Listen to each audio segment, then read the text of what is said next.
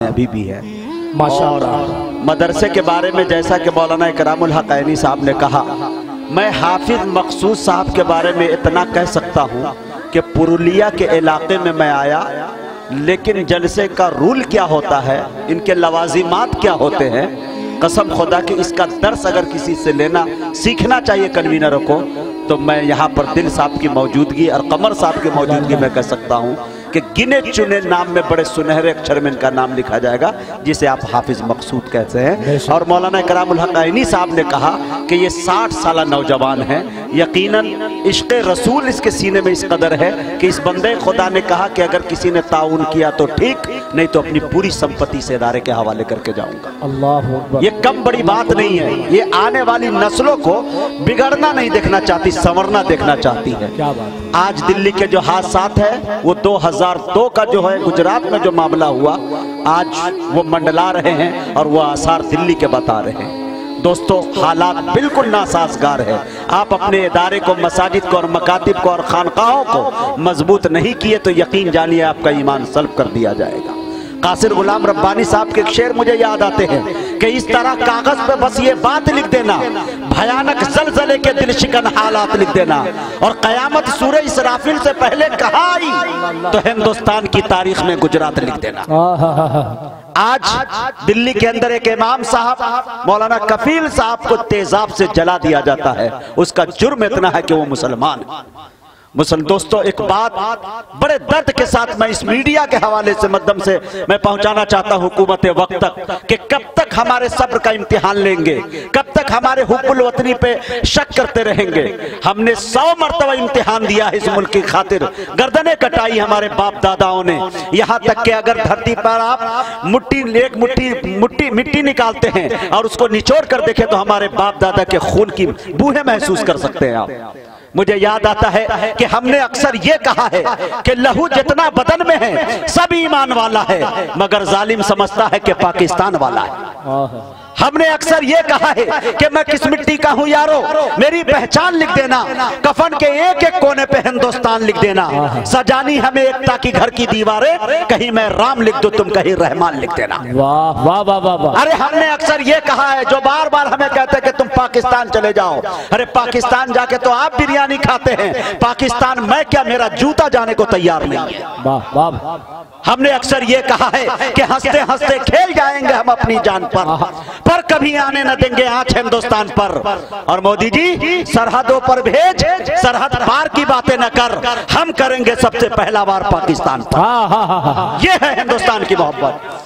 सरहदों पर भेज, सरहद पार की बातें न कर, हम करेंगे सबसे पहला वार पाकिस्तान पर। ये हमारा मजहब हमें सिखलाता है, ये हमारा धर्म हमें सिखलाता है, ये हमारा संविधान हमें इजाजत देता है। आइए मेरे दोस्तों, मुल्क हिंदुस्तान के अंदर बड़े बड़े मुकर्रिर को मैंने देखा है इस कम उम्र के अंदर, और उरूज ज़वाल भी मैंने देखा है। अल्लाह का करम है मेरे दोस्तों, लेकिन एक लौता हमारे अकीदे का नहीं बल्कि पूरे मुल्क हिंदुस्तान के अंदर बिला किसी मजहब व तफरीक के मेरे दोस्तों एक लौता एक ऐसा खतीब है जो अपना पेमेंट शायद 5 लाख भी कर दे तो वो खाली नहीं रह सकता, लेकिन कौम की खिदमत कर रहे हैं। रामायण हो या गीता हो या बाइबल हो या थर्वेद हो या ऋग्वेद हो या जो भी मज़ाहिब की किताबें हो, अगर मैं उसे चतुर्वेदी कहता हूं तो मैं समझता हूं कि ये नाइंसाफी है, जो कि चतुर्वेदी उसे कहते हैं जो 4 वेदों की सलाहियत रखता हो। लेकिन अब्दुल्ला सालिम कमर चतुर्वेदी की खूबी ये है कि मेरे दोस्तों, दुनिया के किसी भी मज़ाहिब पे आप गुफ्तगू कर सकते हैं, संविधान के धारा नंबर चाहे जिससे सवाल कर सकते हैं,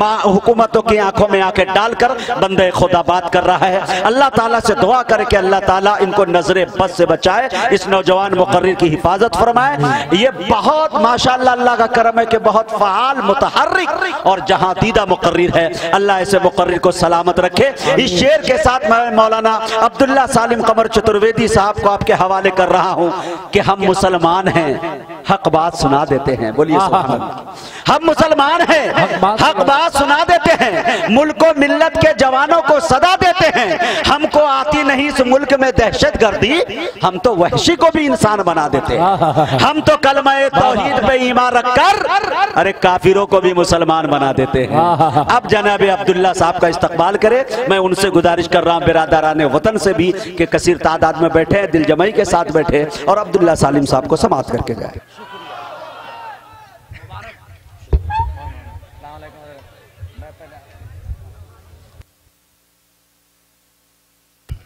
ये देखिए भाई माशा, उसने दे दिया हाथ मेरे हाथ में, मैं वली हो गया एक ही रात में।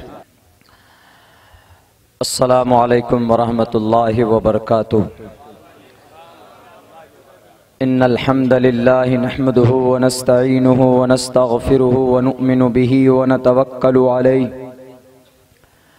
व नऊज़ु बिल्लाहि मिन शुरूरि अनफुसिना व मिन सय्यिआति अअमालिना। मन यहदिहिल्लाहु फला मुज़िल्ल लहु व मन युज़लिलहु फला हादिय लहु व नशहदु अल्ला इलाहा इल्लल्लाहु वहदहु ला शरीक लहु व नशहदु अन्न सय्यदना व मौलाना मुहम्मदन अब्दुहु व रसूलुहु। अम्मा बादु फ़अऊज़ु बिल्लाहि मिनश शैतानिर रजीम। बिस्मिल्लाहिर रहमानिर रहीम। क़ाल अल्लाहु तबारक व तआला फ़िल क़ुरआनिल मजीद या अय्युहन्नासु कुलू मिम्मा फ़िल अर्ज़ि हलालन तय्यिबा। व क़ाल अल्लाहु तबारक व तआला मा कान मुहम्मदुन अबा अहदिम मिर रिजालिकुम वलाकिन रसूलुल्लाहि व ख़ातमन नबिय्यीन। क़ाल अन्नबिय्यु सल्लल्लाहु अलैहि वसल्लम मन रआ मिनकुम मुनकरन फलयुग़य्यिरहु बियदी फ़इल्लम यस्तति फ़बिलिसानी फ़इल्लम यस्तति फ़बिक़ल्बी व ज़ालिका ज़अफ़ुल ईमान। वक़ाल अन्नबिय्यु सल्लल्लाहु अलैहि वसल्लम लन तसअहुम बिअम्वालिकुम वलाकिन तसअहुम बिअख़लाक़िकुम। वक़ाल अन्नबिय्यु सल्लल्लाहु अलैहि वसल्लम अल इस्लामु यालू वला युला औ कमा क़ाल अलैहि सलातु वस्सलाम। In the name of Allah, the most gracious, the most merciful. All praise and thanks are Allah's, the Lord of the Alameen, mankind, jinn and all that exist. You honor only that ruling judge, the day of recompense. It means the day of resurrection. You only we worship. You only we ask for help, each and everything. Guide us to the right path, to the straight way. May praise be to Allah and cherisher, the sustainer of the worlds. And may the blessings and peace be upon the master of prophets, on all of his companions. Allah said in the Holy Quran about last Prophet Muhammad sallallahu alaihi wasallam, we have sent you not but as a mercy for all creatures of the world.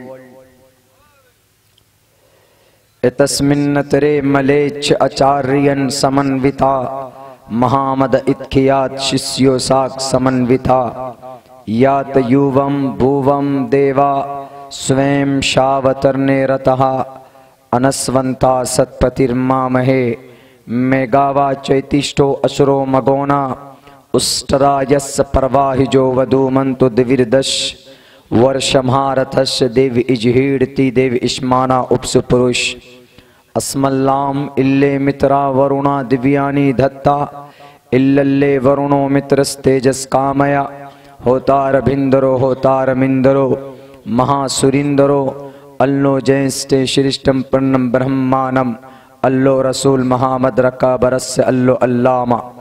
ओम नमो भगवते वासुदेवाय विश्वेश्वरा धर्मो रक्षति रक्षतः। ओम पूर्णमिदः पूर्णमिदं पूर्णात् पूर्णमुदच्यते पूर्णस्य पूर्णमादाय पूर्णमेवावशिष्यते। ओम शांति ओम शांति ओम शांति। गिरामी कद्र सामईन किराम, स्टेज पर तशरीफ फरमा मुअज़्ज़ज़ उलमाए किराम, तकरीर इशा के बाद से मुस्तकिल लगातार आप लोग समाअत कर रहे हैं। कुरान और सुन्नत के ताल्लुक से शरीयत और अल्लाह और उस रसूल, उनकी शरीयत और उनकी निस्बत पर बहुत सारी बातें हम और आपने समाअत की। अल्लाह से दुआ करते हैं कि अल्लाह तबारक व ताला हमें कहने सुनने से ज़्यादा अमल का जज्बा हमारे अंदर पैदा फरमाए।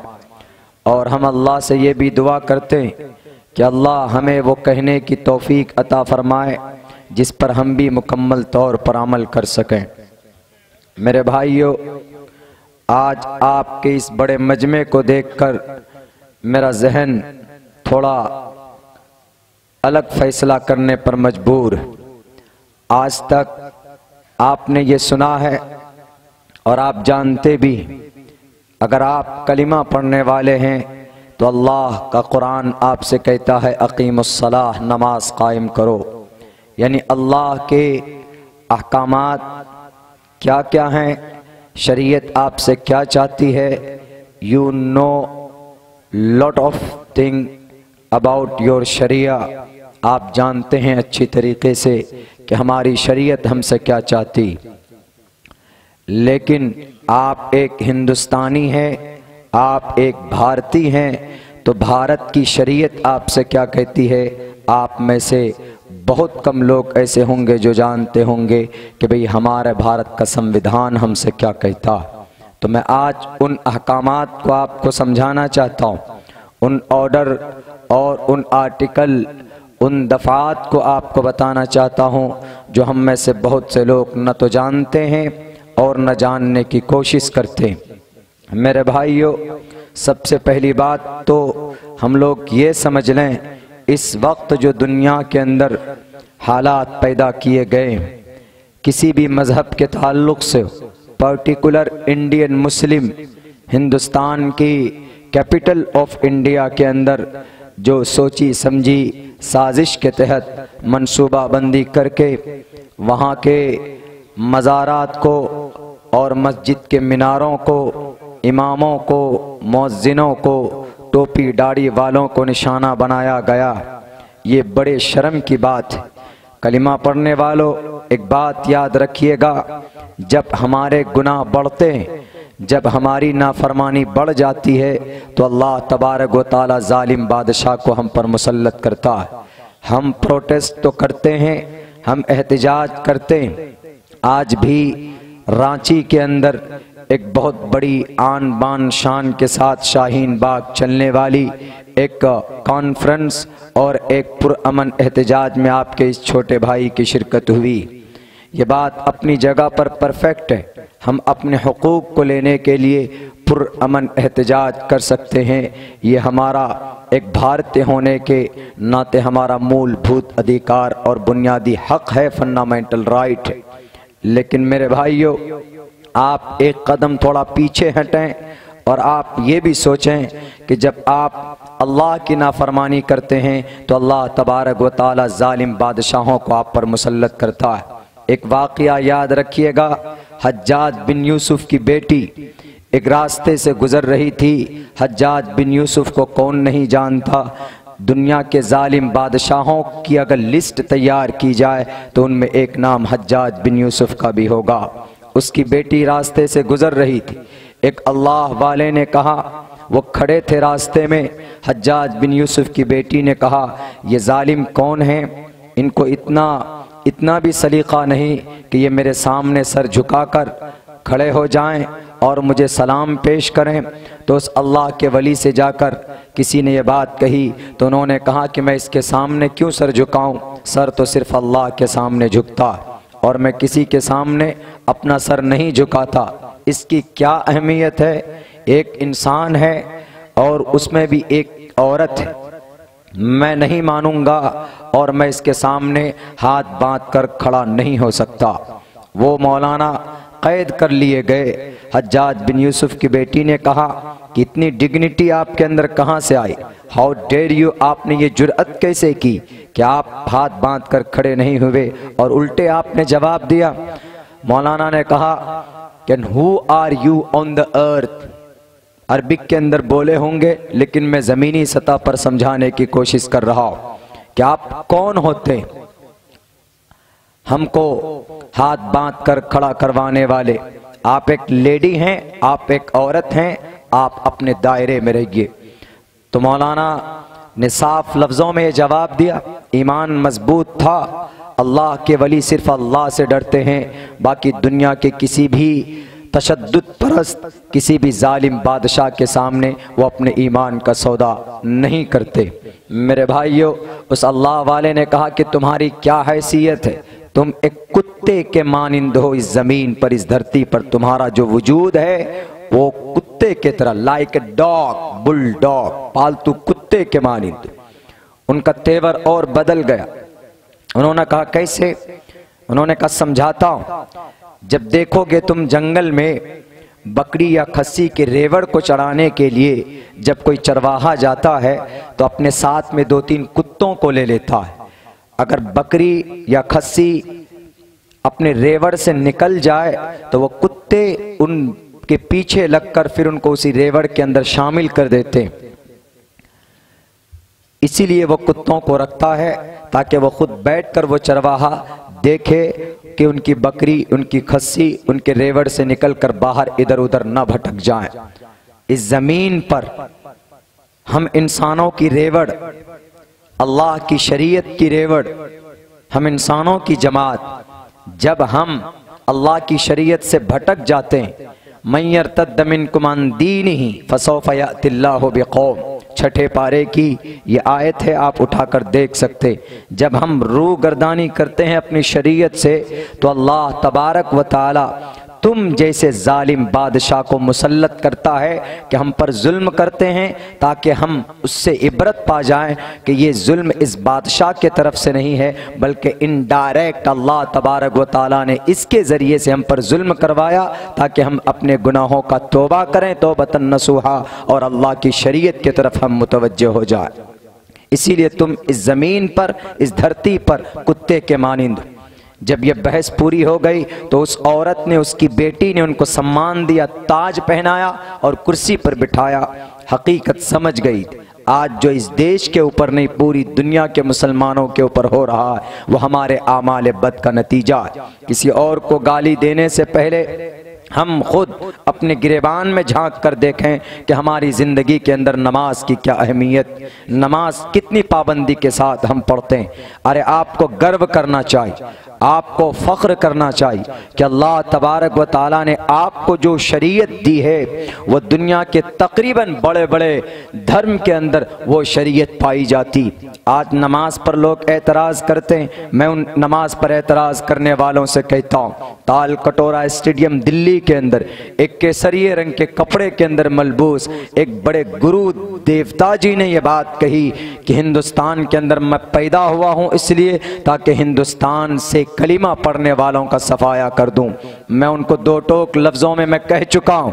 इंडिया टीवी वाले कल पूरे दिन मेरे पीछे भागते रहे, एयरपोर्ट से लेकर कलकत्ता से लेकर रांची पहुंचे और रांची से लेकर शाहीन बाग तक पहुंचे, और आखिर के अंदर हमको कहा कि मौलाना आपने ऐसी बात क्यों कही? हमने कहा कि मैं इसलिए कहता हूं, इस धरती के ऊपर इस्लाम के को मिटाना तो दूर की बात, उंगली उठाकर उसको गलत कोई नहीं कह सकता। उन्होंने कहा क्यों? हमने कहा कि इस्लाम की वहदानियत, इस्लाम की सदाकत, इस्लाम की अदालत दुनिया की कौन सी किताब में नहीं। इस्लाम के अंदर ईमान के बाद सबसे पहली बारी आती है नमाज की, तो नमाज का जिक्र आपके ग्रंथ के अंदर भी है जो एतराज करते हैं। हम नमाज इसलिए पढ़ते हैं, अल्लाह का फरमान है अकीमुस्सलाह, नमाज कायम करो। वअमुर अहलक बिस्सलाति वस्तबिर अलैहा ला नसअलुका रिज़्क़ा, अपने अहलो अयाल को नमाज का ऑर्डर करो।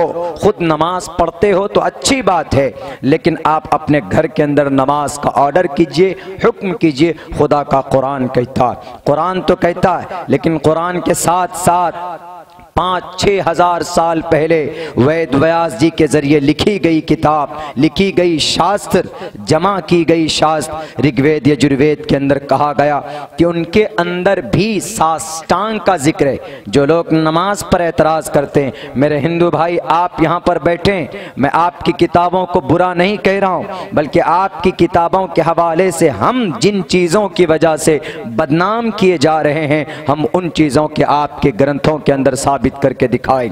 हम नमाज पढ़ते हैं तो बुरे बन जाते हैं। और ऋग्वेद के अंदर जो कहा परमात्मा ने, पथमा दारका जीवा दियो दिदियन मुझयते तृतीयानन को डला कार्य चतुर्तर देव चंद्र का पंचम मिंदु संयुक्ता। पथमादार का सबसे पहले सीधे खड़े हो जाओ। किसने कहा था? श्री रामचंद्र जी ने हनुमान जी को कहा था, पथमादार का जीवा, प्रथम पहले नंबर पर सीधे खड़े हो जाओ। और जब हम नमाज पढ़ते हैं तो क़याम यानी सीधा खड़ा होना फर्ज होता। दियो दिदियन मुझियते, इंसान ए हनुमान, दूसरे नंबर पर तुम कुंडली मारो, दंडवत करो, दंडवत करो। दियो दिदियन मुझियते, तुम दंडवत करो दूसरे नंबर पर। और जब मुसलमान नमाज पढ़ता है तो वह सजदे में जाता है तो गोया कि वह दंडवत करता। तृतीयानन कोंडलाकार, तीसरे नंबर पर कुंडली मारकर बैठ जाओ और कुंडली मारकर बैठ जाओ। हनुमान से कहा जा रहा, मर्यादा पुरुषोत्तम श्री रामचंद्र जी के जरिए कहा जा रहा। श्री रामचंद्र जी कहें तो बहुत बढ़िया, मोहम्मदुर रसूलुल्लाह अगर कहें तो गलत। ये नहीं चलेगा, ये दोहरी पॉलिसी नहीं चलेगी। अगर ईमानदार हो तो ग्रंथों को मानो, इन कट गुरुओं को मत मानो। ये तो देश को जलाना चाहते हैं, तुम्हारे और मानवता के बीच में एक दीवार खड़ी करना चाहते हैं। साफ लफ्जों में ग्रंथों को पकड़ो, ग्रंथों के दामन को पकड़कर मैदान में निकल जाओ और दो टोक लफ्जों में कहो उन गुरुओं से जो कहते हैं कि इस देश, इस धरती के ऊपर हम इस्लाम को मिटाने के लिए आए। उनको बता देना, तस्मात् शास्त्रम परमाणम तिकार्या अकार्या व्यवस्थितो ज्ञात्वा शास्त्र विधानोक्तम कर्म कर्तुम महर्षि। गुरुजी ताल कटोरा स्टेडियम में तो भोंक लिया बहुत आपने, लेकिन आ जाओ मैदान में, अगर है आपके अंदर डिग्निटी। ये 30 साल का बच्चा आपसे सवाल कर रहा है, ये 1.25 करोड़ लोगों की तरफ से सवाल है, की तरफ से तर्जमानी ये रिप्रेजेंटेटिव मैं कर रहा हूं, आपको जवाब देना पड़ेगा। अगर कोई नमाज पढ़ता है तो नमाज पढ़ने में क्या गुनाह है? न तो आपका ग्रंथ मना करता है, न कुरान मना करता है, न हिंदुस्तान का संविधान मना करता है। आर्टिकल 25 क्या कहता है? आर्टिकल 14 क्या कहता है? आर्टिकल 15 क्या कहता है? आर्टिकल 19 क्या कहता है? आर्टिकल 20 क्या कहता है? आर्टिकल 21 क्या कहता है? अगर कोई मैदान में सड़कों में है, अगर कोई इस देश के अंदर झारखंड का हो कि बंगाल का हो, इक्वलिटी बिफोर लॉ, आर्टिकल 14 कहता है कि सब के सब बराबर। आर्टिकल 15 कहता है कि धर्म के नाम पर कोई किसी को नहीं बांट सकता। आर्टिकल पढ़कर सुना रहा हूं, दफात पढ़कर सुना रहा हूं, prohibition of discrimination on grounds of religion. धर्म के नाम पर, टोपी और दाढ़ी के नाम पर किसी को बांटना महापाप और ये जुर्म है। गुरुजी क्या जवाब देंगे इन आर्टिकल्स के? आप इन दफात के क्या जवाब दोगे? आपके हाथ में तो हथकड़ी लगनी चाहिए, लेकिन नहीं। क्यों? वो गुरुजी हैं, वो साधु संत हैं, वो गेरवे रंग के कपड़े में हैं, वो गाली दें, कुछ भी दें जायज। और अब्दुल्ला सालिम अगर संविधान को पढ़कर लोगों को समझाने की कोशिश करे तो ये देशद्रोही हो गया। आज ही आर्टिकल बहुत लंबा चौड़ा एक न्यूज छापा गया, इंडिया टीवी ने मेरे मुखालफत में मेरी तस्वीर दी गई और इन्होंने कहा कि देखिए ये मौलाना को वरगला रहे। कल भी इंडिया टीवी ने इंटरव्यू में पूछा कि मौलाना आप इकोनॉमिक को बर्बाद करने का तरकीब बता रहे हैं। हमने कहा तरकीब नहीं बता रहे हैं, हम तो बचाने की कोशिश कर रहे हैं। इकोनॉमिक को, बिजनेस को और यहाँ के तिजारत के फील्ड को, शेयर मार्केट को डाउन अगर किसी ने किया है तो वह CANRCCNPR के जरिए से वो लोगों के बेतहाशा सड़कों पर निकलने की वजह से शेयर मार्केट डाउन हुआ है, GDP ग्लेस हुई, नीचे आई। हमारी स्पीच की वजह से नहीं हुई।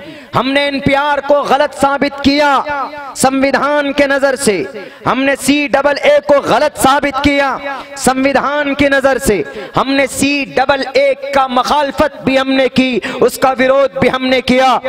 CAA it is against of Indian constitution, article 14 दफा नंबर 14 के मुखालफत में CAA लाया गया, इनको बनाया गया। हमने कहा कि हिंदुस्तान के संविधान के खिलाफ कानून आया जिसकी वजह से हिंदुस्तान की GDP गलत हो गिर गई। हम पर क्या इल्जाम लगाते हो? चौथे स्तंभ हैं मीडिया वालों। अपने ईमान को बेचकर इस देश के लोगों के साथ गद्दारी मत करो। अपने राजाओं, अपनी नकली खुदाओं को खुश करने के लिए, अपने घर के अंदर एयर कंडीशन आयश की जिंदगी गुजारने के लिए 125 करोड़ लोगों के विश्वास के साथ इनका विश्वासघात मत करो। मरना तुम्हें भी है। 22 लोगों की मौत हो चुकी है कैपिटल ऑफ इंडिया के अंदर। मज़ारात तोड़े गए, गुंबद मीनारे के अंदर आग लगाई गई, लोगों, मासूम इंसानों के जिस्म के टुकड़े किए गए। फुरकान अपने बच्चे की दूध के लिए पहुंच रहा था, उसके पैर में गोली मारकर फिर सीने में गोली मारी गई। कौन है ये लोग? क्यों ये उग्र बयान देते हैं? क्यों नहीं आपकी प्रोटेक्टर जो है प्रशासन के लोग एक्टिव होते हैं, काम करते हैं? जिधर से उग्र लोग पथराव करते हैं उधर से ये लीडर भी चलते हैं। और ये पुलिस वाले भी। सही कहा था वेद व्यास जी ने हजारों साल पहले कि भविष्यांति युगश्यांति क्षेत्रीय लोक कंटक अर्तिक्षरो लुब्धा समाना अहंकार दर्पिता। एक जमाना वो आएगा कि जो प्रोटेक्टर होंगे, जो मुहाफिज होंगे, जिनसे लोगों को उम्मीद बनेगी कि हमारी हिफाजत करेंगे, वही लोग दमन करने पर उतर जाएंगे और वही लोग लोगों को डरा धमकाकर जिंदगी गुजारने पर मजबूर करेंगे। वेद व्यास जी ने बहुत पहले लिख दिया। और ऐसे आदमी का ठिकाना क्या होगा वो भी बताया। पापिष्ठास्ते प्रशांति यमरूपम भयंकरम। पापी कोई भी होगा, मुसलमान में से हो कि हिंदू में से हो, वो नरक के अंदर जाएगा, वो जहन्नम के अंदर जाएगा। एतराज करके कोई फायदा नहीं होगा। मेरे भाइयों, मुझे मंत्र श्लोक पढ़ने का शौक नहीं होता, लेकिन अपने कुरान की सदाकत और होने वाले इल्जाम, एलिगेशन से जो लगाए जाते हैं, उसको प्रूफ करने, उसको रिमूव करने के लिए हम वेदात को, मंत्र को, श्लोक को हम पढ़ते हैं बकदर ज़रूरत। वरना कुरान करीम पढ़ने पर हमें सवाब मिलता है। इसके अलावा दुनिया की किसी भी ग्रंथ को रिसाइट करने से, मेमोराइज करने से, रिमेंबर करने से, देखने से हमको कोई सवाब किसी को नहीं मिल पाता। मार्गदर्शन तो मिल सकता। तो यही हमने उस गुरुजी को कहा। हमने कहा कि मुसलमान नमाज पढ़ता है तो गुनाह क्या? तृतीयानन को डलाकार, तीसरे नंबर पर कुंडली मारकर बैठो। मुसलमान जब कायदा उला, कायदा आखिरा करता है, तशहुद में बैठता है तो कुंडली मारकर बैठता। चतुर्तर देव चंदर का, गुरुजी क्या मतलब है इसका? दिमाग में एक भूसा भरने से काम नहीं चलेगा, कुछ ज्ञान रखिए। चतुर्तर देव चंदर का, चौथे नंबर पर थोड़ा झुक जाएं। आप जब नमाज पढ़ते हैं तो रुकू करते हैं, थोड़ा झुक जाते हैं। पंचम विणदु संयुक्ता, 5वें नंबर पर है लोगों, शरीफ इंसान की तरफ बैठ जाओ। ए हनुमान, शरीफ इंसान की तरफ बैठ जाओ। यानी कायदा अखीरा जब आप करते हैं, 2 रकात नमाज होती है, तो दरूद शरीफ अत्तहियात पढ़ लेने के बाद अखीर के अंदर एक लंबे टाइम के लिए आप बैठते। दूसरी रकात के अखीर के अंदर आप कई सारी दुआएं पढ़ते हैं। उसके बाद तब आप सलाम फेरते, अस्सलामु अलैकुम रहमतुल्लाह, अस्सलामु अलैकुम रहमतुल्लाह। लेकिन इन लोगों को पता नहीं क्या खाकर आए हैं, कहां ले जाना चाहते हैं, समझ से बाहर की बात। अगर कोई मुसलमान नमाज पढ़ता है तो हिंदुस्तान का संविधान उसको इजाजत देता। 15 अगस्त 1947 को यह देश आजाद हुआ था। जवानों याद रखिएगा, हिंदू भाइयों आप भी याद रखिएगा, मुसलमानों आप भी याद रखिएगा, भारत के भारतवासियों सब याद रखिएगा। 15 अगस्त 1947 को यह देश आजाद हुआ।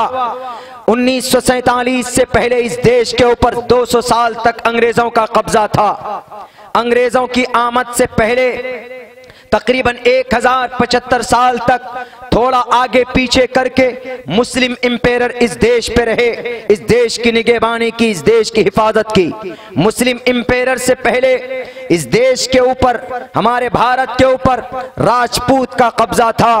राजपूत से पहले इस देश के ऊपर मंगोल का कब्जा था।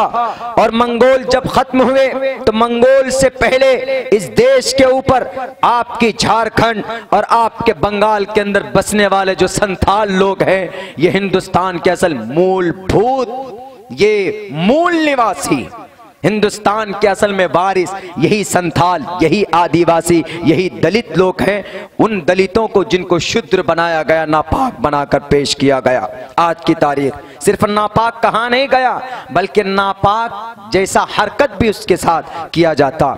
नागौर राजस्थान में 2 रोज पहले 2 दलित को मारा गया, सजा दी गई। जुर्म क्या था? चोरी का आरोप। चोरी की उसने, गलती की। पुलिस वाले किस लिए? जुडिशरी किस लिए? सुप्रीम कोर्ट, हाई कोर्ट किस लिए? किस खुदा ने आपको इजाजत दी कि भाई आप उनको मारो और उनके प्राइवेट पार्ट में, उनकी खास जगह पे रॉड सरिया के अंदर कपड़ा लपेटकर उसमें पेट्रोल डालकर उनके अंदर दाखिल किया गया। 2 रोज पहले का ये रिपोर्ट है नागौर राजस्थान का। उनसे पहले शिवपुरी भोपाल के अंदर 2 मासूम बच्चे, एक की उम्र 10 साल, एक की उम्र 12 साल, वो दोनों बच्चे स्वच्छ करने के लिए बाहर गए थे, टॉयलेट करने, बाथरूम करने बाहर गए थे। शायद उनमें एक लड़की थी, एक लड़का था। उन दोनों बच्चों को जान से मार दिया गया सिर्फ इसलिए कि तुम निचले तबके से ताल्लुक रखते हो, तुम्हारा धर्म दलित है, तुम शूद्र हो।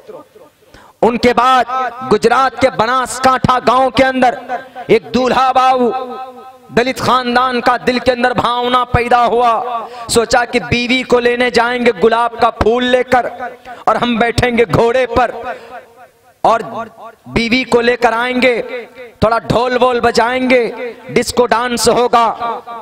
शौक था, पैसा कमाया, मेहनत की, किसी से भीख नहीं मांगा था। गुजरात के उग्र लोगों बड़ी खुशी के साथ, आरजू के साथ अपनी बीवी को लाता है। सुहागरात मनाने से पहले, जिंदगी की सबसे हसीन रात को अपनी बीवी को आई लव यू बोलने से पहले हेट यू के अंदर तब्दील कर दिया गया। सुहागरात नहीं मनाने दिया, बल्कि अगले दिन क्या कहा? तुम्हारी हिम्मत कैसे हुई, तुम घोड़े पर क्यों बैठे?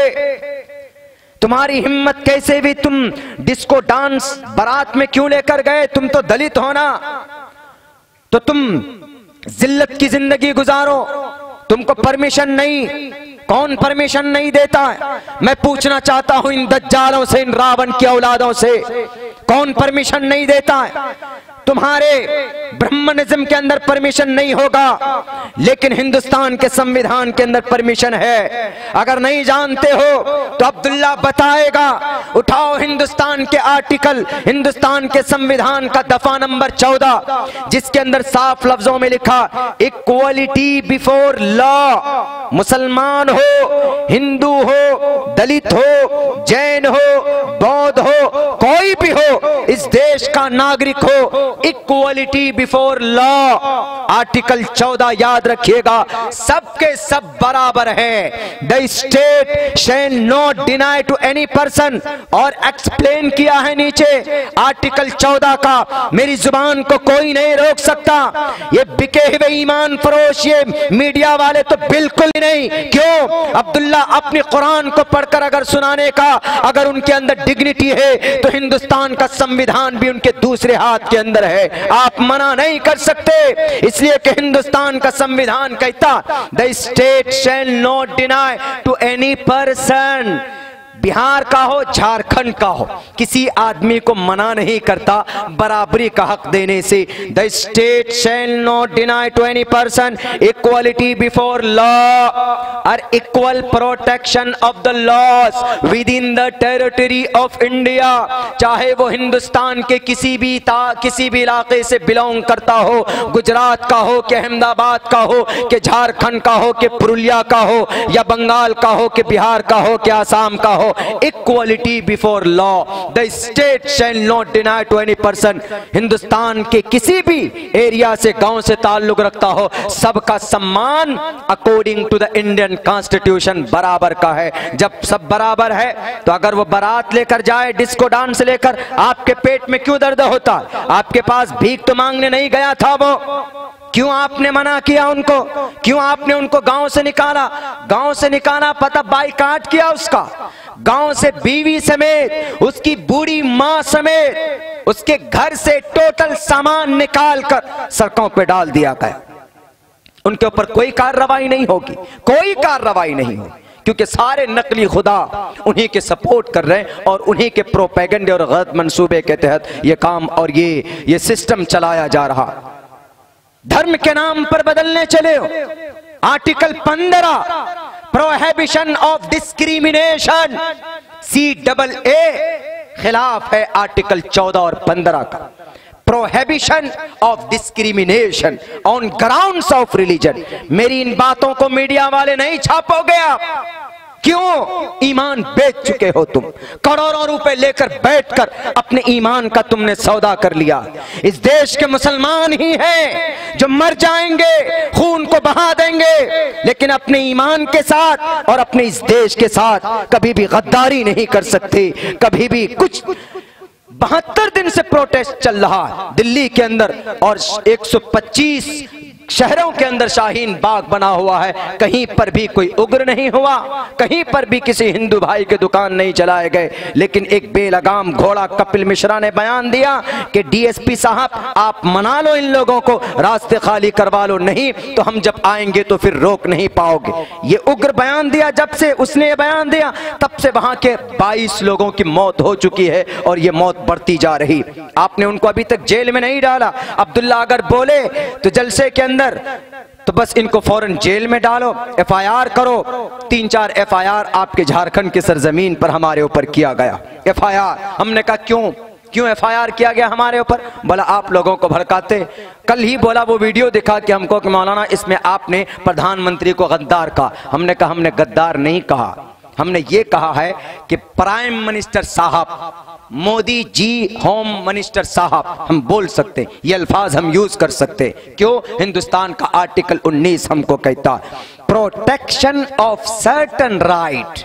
आर्टिकल 19 रिगार्डिंग ऑफ स्पीच, हम कुछ भी बोल सकते हैं जिससे उग्र ना हो। हम अपनी सोच और थॉट को लोगों के सामने रख सकते हैं। All citizen shall have the right, सारे लोगों को बुनियादी हुकूक है बोलने का।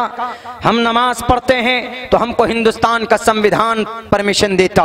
हम ज़कात देते हैं, हम मस्जिद बनाते हैं, हमें हिंदुस्तान का संविधान इसकी हमें इजाजत देता।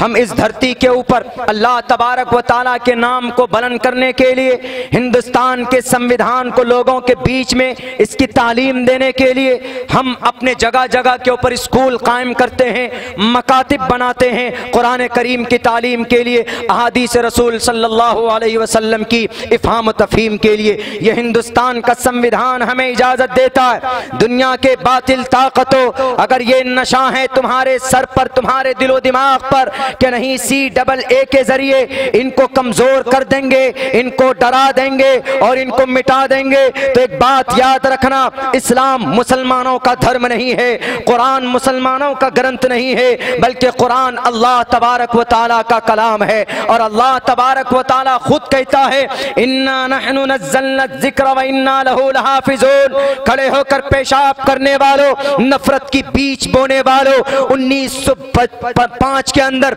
जो गठबंधन बनी थी इस देश के हिंदू मुसलमान क्रिश्चियन जैन के बीच में, उस गठबंधन को तोड़ने वालों, अगर आपने जर्रा बराबर भी कोशिश की किसी भी धर्म को मिटाने की, तो सबसे पहले हिंदुस्तान का संविधान आपके हाथ के अंदर हथकड़ी डालेगा।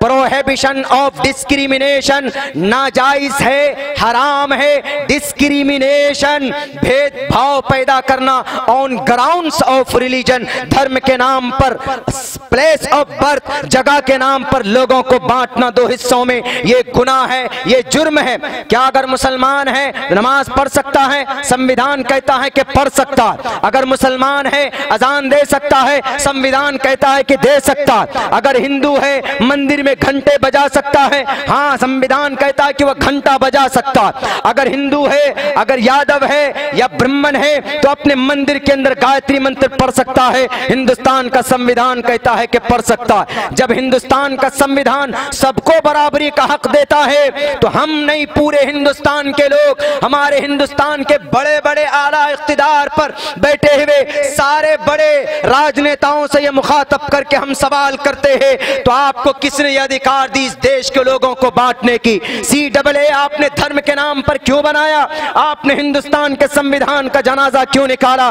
15 अगस्त 1947 को यह देश आजाद हुआ था। 3 साल के बाद हिंदुस्तान का संविधान लिखा गया और उसी हिंदुस्तान के संविधान के पहले लाइन के अंदर लिखा गया था, we the people of India.